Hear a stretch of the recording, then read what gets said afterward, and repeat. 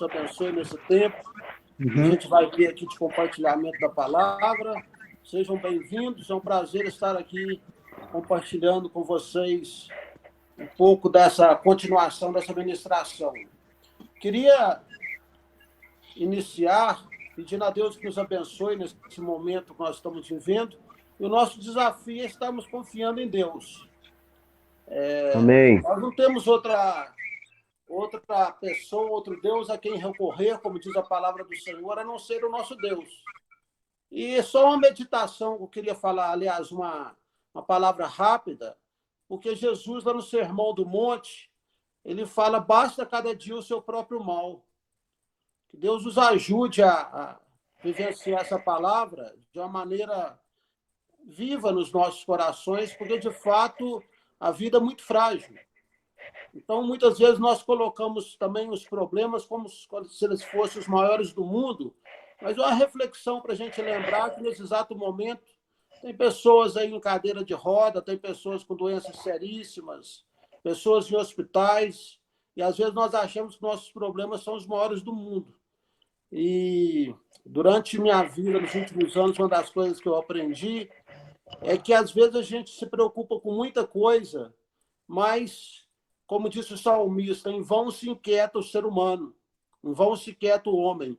E basta odiar o seu próprio mal, que Deus nos ajude, com a graça de Deus, com o trabalho, com saúde, com o caráter, com a misericórdia de Deus, nós vamos vencendo. Difícil é morte, é enfermidade, mas que Deus nos ajude e nos faça refletir que realmente basta odiar o mal, porque você não sabe se daqui a um minuto o que vai estar acontecendo conosco, nós não temos outra opção.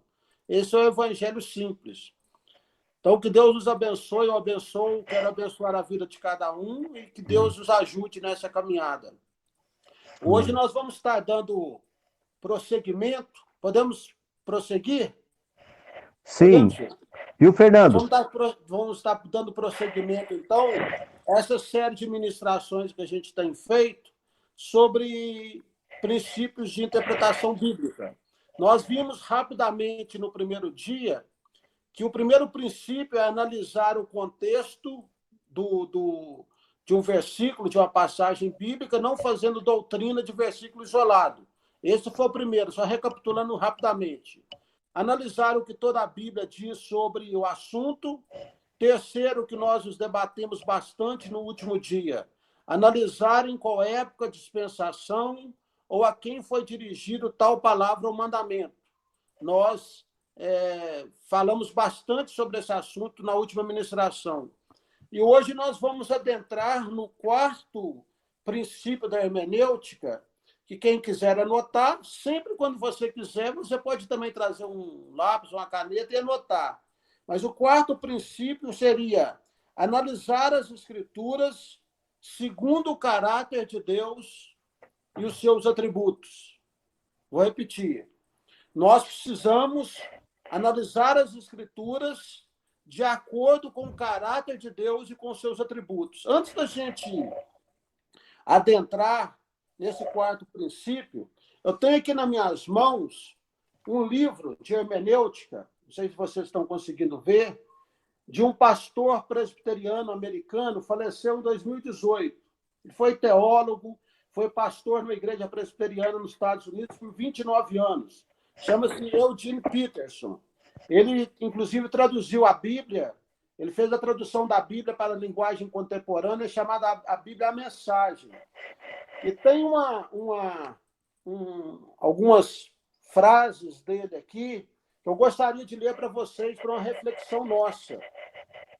São frases dele que eu queria ler rapidamente para nós, antes de introduzirmos esse assunto. Ele diz o seguinte: poucas coisas são mais importantes na comunidade cristã do que ler as Escrituras corretamente. As Santas Escrituras têm imensa autoridade. Lidas incorretamente, podem dar origem a guerras, legitimizar abusos, sancionar o ódio, cultivar a arrogância. não somente podem fazer isso, como também têm feito e fazem. Esse é o perigo existente. Portanto, ao lerem a Bíblia, ou examinarem a Bíblia, acautelem-se. Leia, examine, mas examine corretamente. O advérbio corretamente, nesse contexto, não somente significa com exatidão, significa com o coração certo e também com mente certa. O que, na linguagem dos escritores bíblicos, significa com retidão. Leia as Escrituras não para aprender alguma coisa que lhe dará vantagem sobre o seu vizinho que não lê, nem para receber uma exaltação emocional, ocasional, mas a fim de viver para a glória de Deus. É essencial que reunamos todas as ajudas disponíveis para adquirirmos habilidades na leitura das Escrituras. Essa é a leitura que eu queria fazer. Então, dentro disso, nós já havíamos comentado que quando nós não interpretamos as Escrituras da maneira correta, a falta de interpretação das Escrituras da maneira correta pode gerar, como Eugene Peterson diz aqui, guerras, como foi o caso da Inquisição, das Cruzadas e tudo mais que nós comentamos nas ministrações anteriores. Então, o nosso intuito aqui é adquirirmos um pouco de ferramenta para que nós possamos aprender a interpretar a Bíblia da maneira correta. Agora, o nosso desafio que a gente tem vivido nesses dias agora, gente, é que muitos cristãos têm deixado de lado a responsabilidade de examinar as Escrituras. Então, se eu nem examino as Escrituras, como que eu posso fazer uma leitura correta, uma interpretação correta das Escrituras, se eu não tenho o hábito de ler as Escrituras? Por isso que o nosso desafio diário de vida cristã é o desafio que Jesus disse lá em Mateus 22, 29, quando ele diz, errais por não conhecer as Escrituras e nem o poder de Deus. Em outras palavras, o nosso erro na nossa vida cristã começa quando a gente não conhece as Escrituras e nós nem conseguimos fazer uma boa interpretação.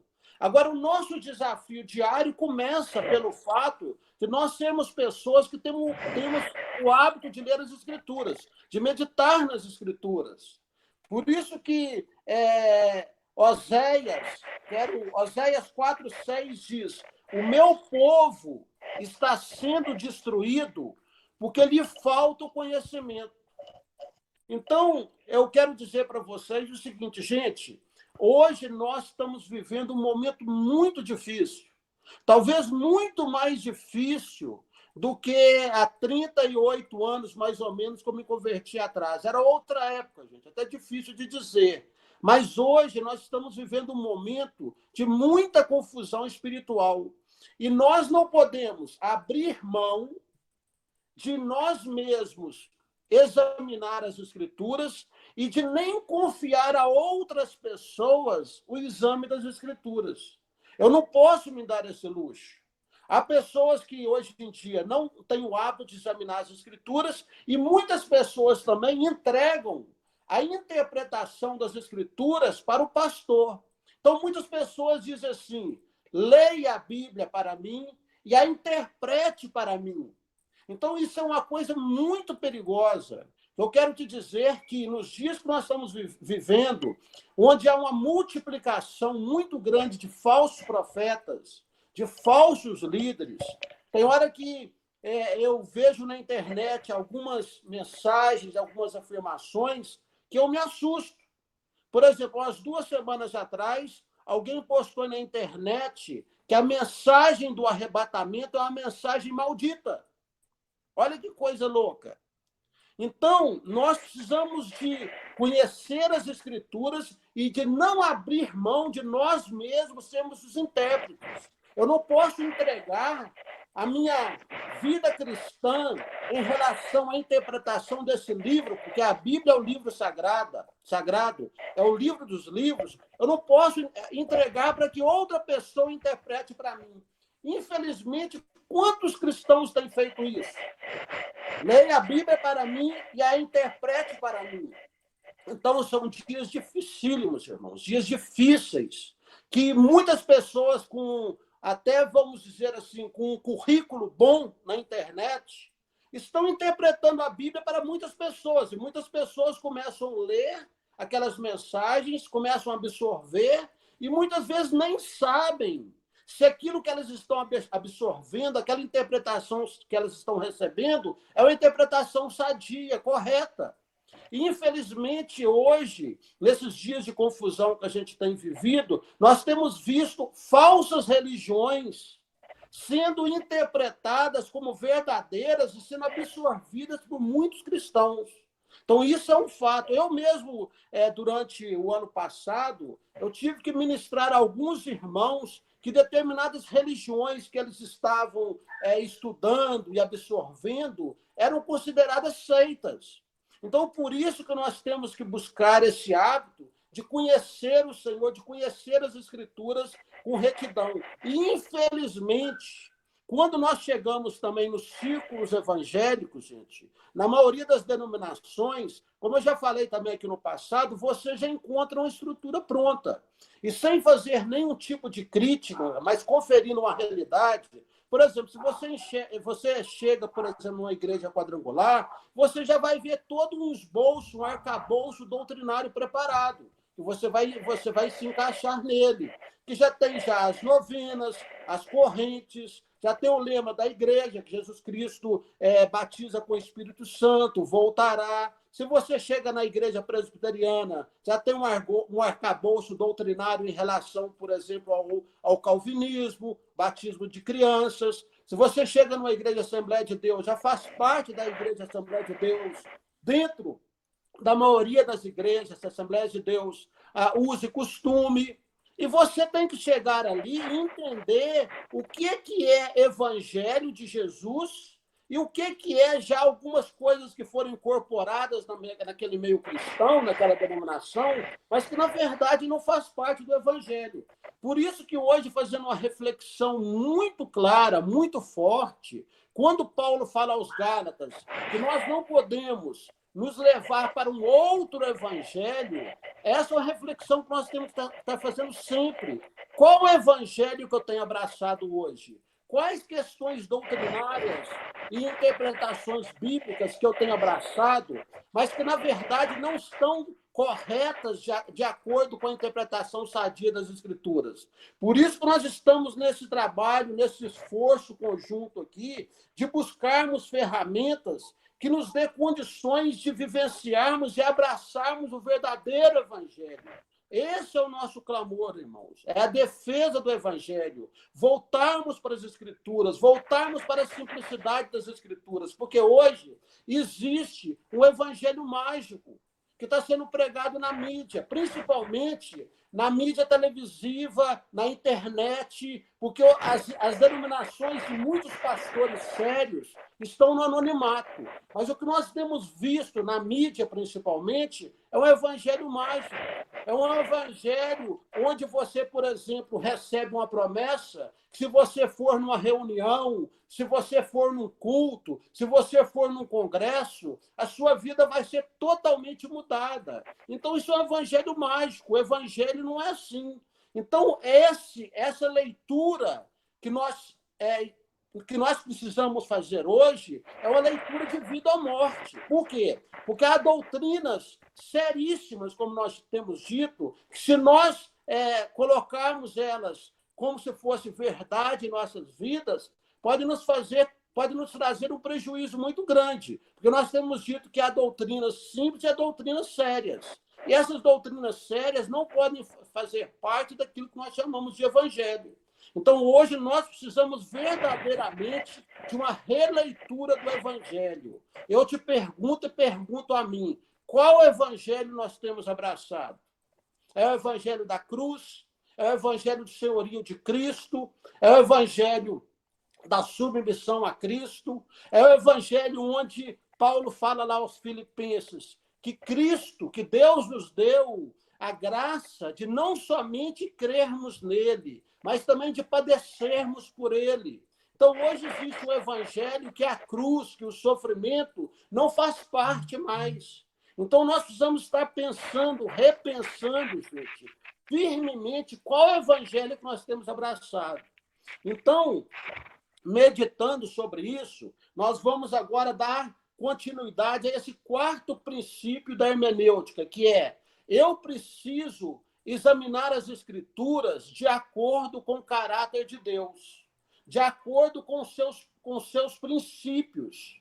Então, eu preciso perguntar, quando eu estou lendo a Bíblia, eu preciso perguntar assim: Deus é assim?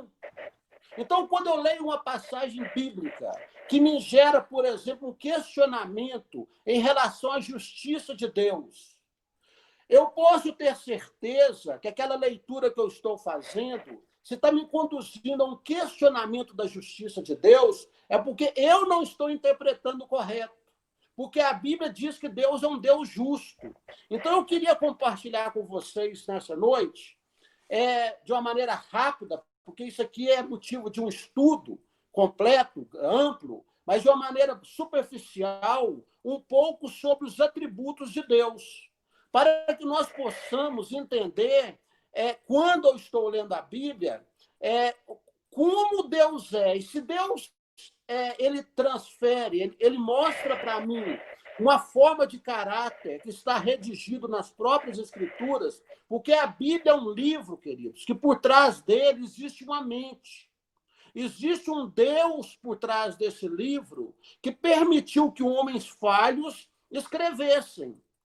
Mas por trás das letras que nós lemos aqui, existe o caráter, existe a personalidade, existe uma mente que é a mente divina. E eu preciso conhecer minimamente como que é esse Deus.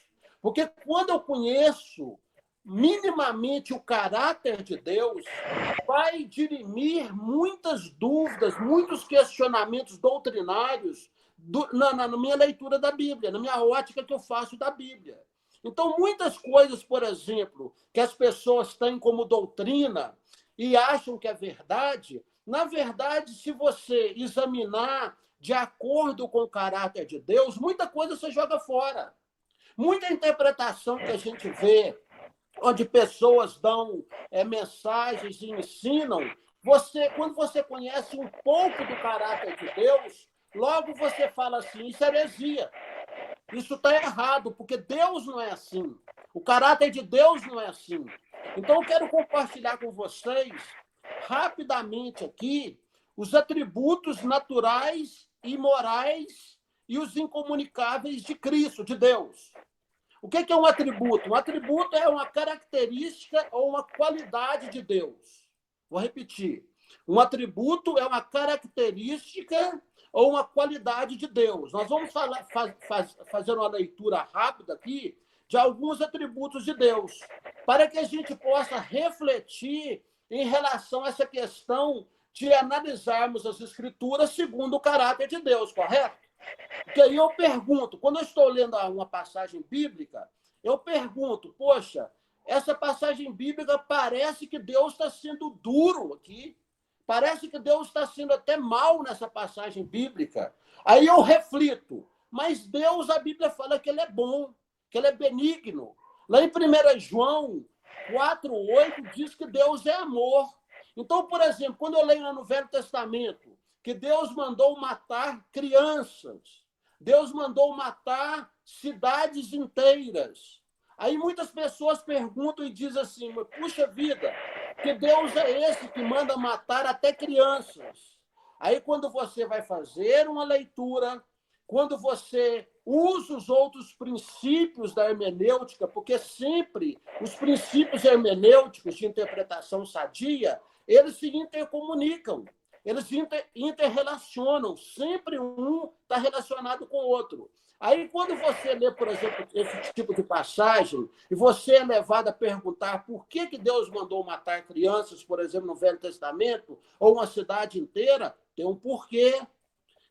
Você tem um contexto histórico que você precisa estudar e você pode ter certeza que o caráter de Deus de amor está por trás daquilo.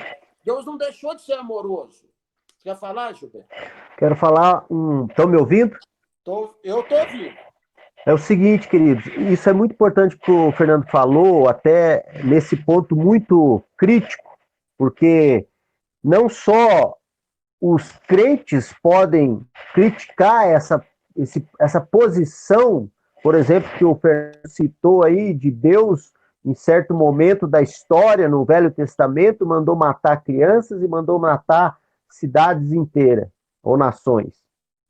Porém, irmãos, nós precisamos entender quem deu essa ordem. Não foi homem e baseado em justiça humana. Não foi homem e nem baseado no ponto de vista apenas. Mas Deus que tem a vista de todos os pontos. Porque tudo está aos olhos dele. Não temos como comparar a nossa mesquinhez, a nossa pequenez, a nossa insuficiência. Como diz lá um texto, o vermezinho de Jacó que somos, pequenos, numa grandiosidade quem é o nosso Deus. Amém. Então, não existe você também simplesmente acreditar de uma maneira cega. Você acredita com entendimento. Ele é Deus e ele é justo. Isso basta. É claro que a palavra vai também nos dar outros entendimentos. Só isso que eu gostaria de compartilhar. Amém. Dentro dos atributos de Deus, rapidamente, nós temos os atributos chamados incomunicáveis. São os atributos eternos de Deus. Então, quando a gente estuda os atributos de Deus, nós temos que Deus é eterno ou autoexistente, Deus é onipotente, tem todo o poder, soberano, ele é onisciente, sabe de todas as coisas, ele é onipresente, ele tem a capacidade de estar presente em todos os lugares ao mesmo tempo, ele é um Deus único e trino ao mesmo tempo. Ele é imutável, ele é criador, ele é espírito. Tudo isso faz parte dos atributos incomunicáveis de Deus. Os atributos naturais ou morais de Deus são... 1 João 4:8 fala que Deus é amor. Deus é santo, ele é puro em termos de retidão de caráter. Deus é justo, ou seja, ele não faz acepção de pessoas. Ele é verdadeiro, ele é misericordioso e compassivo. Ele é bom e benigno. Ele é um Deus que se ira. Ele é infinitamente sábio. Ele é zeloso. Ele é paciente e longânimo. Ele é fiel. Ele é um Deus pessoal. Ele é um Deus gracioso. E interessante que lá em Isaías, capítulo 45:15, fala que Deus é um Deus misterioso. Então, Deus é tudo isso. Lógico que a gente poderia ficar aqui semanas estudando os atributos de Deus. Nós estamos só fazendo uma passagem rápida para dizer que Deus é tudo isso. Qual é um erro teológico que muitas vezes nós cometemos com muita frequência? Muitas pessoas pegam uma faceta do caráter de Deus e aplicam só aquela faceta. Ah, Deus é amor. Ah, então eu não posso crer, por exemplo, que Deus vai punir o ser humano. Eu não posso crer que Deus vai enviar o ser humano para o inferno. Aí eu preciso fazer uma reflexão e saber o seguinte, que a Bíblia diz que não é Deus quem vai enviar o ser humano para o inferno, mas o inferno ele foi criado para o diabo e seus anjos, e quando o ser humano escolhe desobediência, escolhe uma vida de pecado, ele estará caminhando para esse lugar. Mas eu não posso analisar o caráter de Deus mediante só um aspecto. Porque hoje em dia, por exemplo, não sei se os irmãos sabem, existem grupos já de intérpretes, de pastores, de líderes espirituais, que são chamados universalistas. O que eles dizem? Baseado nessa faceta do amor de Deus, e analisando só pelo prisma do amor, eles dizem que Deus não pode mandar o ser humano para o inferno. Que isso seria muito duro, que inclusive o diabo vai ser salvo também. Por quê? Porque Deus é amor. Só que nós temos que entender que Deus é um todo. Deus é amor, mas é um Deus que se vinga. Deus é um Deus justo, Deus é um Deus que se ira, Deus é um Deus santo, é o conjunto desses atributos, dessas características, dessas qualidades que formam a pessoa de Deus. Então, nós não podemos chegar e dizer também, não, Deus é um Deus que se ira e eu vou ver Deus só pelo prisma da ira também. Deus é um Deus vingativo. Não, Deus se vinga da injustiça. Deus se vinga do pecado. Então, eu tenho que colher todas as facetas do caráter de Deus e ter esse entendimento que Deus é um Deus justo, que Deus é um Deus que não faz acepção de pessoas. Então, quando eu entendo o caráter de Deus minimamente, por isso que a Bíblia fala que Deus manifestou os seus caminhos para Moisés, mas os feitos e os milagres foram vistos pelo povo de Israel. Mas Moisés conheceu o caráter de Deus, os caminhos de Deus. E esse é o nosso desafio. O nosso desafio é termos as Escrituras em altíssima consideração, ser o livro nosso de cabeceira, com o primeiro propósito de conhecer a Deus. Por isso que Jesus disse que o maior mandamento seria amar a Deus sobre todas as coisas, com todo o nosso entendimento, com toda a nossa força. E para mim fazer isso, eu preciso conhecer o caráter de Deus, porque eu não consigo amar aquilo que eu não conheço. E para mim conhecer a Deus, a única fonte que eu tenho nesse mundo para conhecer a Deus é esse livro, o livro dos livros, a Bíblia Sagrada. Então eu preciso conhecer, interpretar bem e ter uma visão correta acerca do caráter de Deus. Muitas pessoas, por ter uma visão de um Deus vingativo, eu acho que Deus é um Deus vingativo, um Deus que se vinga sempre. Ou então um Deus que é só amor, torcem o caráter de Deus e interpretam as Escrituras de uma maneira equivocada. Interessante, gente, que o Velho Testamento, a gente tem dito aqui, que ele diz muito a respeito do povo de Israel, mas quando você lê o Velho Testamento, você vai ter uma concepção muito profunda acerca do governo moral de Deus. Como Deus governa o ser humano. E você vai conseguir fazer uma sintonia, um entendimento mais profundo acerca da soberania de Deus e do livre-arbítrio que ele concedeu ao ser humano. Porque muitas pessoas confundem o que significa a soberania de Deus e o livre-arbítrio que ele permitiu ao ser humano. E nós precisamos ter esse entendimento muito claro. O governo moral de Deus, como Deus governa o ser humano, como ele nos respeita, e ao mesmo tempo Deus é um Deus soberano. Então, quando nós conhecemos, ainda que seja minimamente o caráter de Deus, isso vai nos ajudar, por exemplo, a não achar que, por exemplo, em determinadas passagens bíblicas, Deus está fazendo acepção de pessoas, porque a Bíblia diz que ele não faz acepção de pessoas, que ele é um Deus justo. Então, o somatório dessas características, elas têm que estar impregnadas, eu tenho que conhecer minimamente essas características para que eu não tenha uma interpretação incorreta de Deus, como é o caso de muitas seitas. Para muitas seitas, Deus é um Deus abstrato. Você sabia que, por exemplo, no islamismo, Deus não é um Deus pessoal, Deus não é visto como um Deus pai. Essa palavra pai é riscada dentro do islamismo. Deus não é um Deus pessoal. Então, nós temos que entender que o nosso Deus, gente, é um Deus pessoal. Ele é um Deus de amor. Ele é um Deus perfeito no seu caráter. E isso, então, vai minimizar muitas das heresias, muitos dos entendimentos incorretos que nós possamos ter.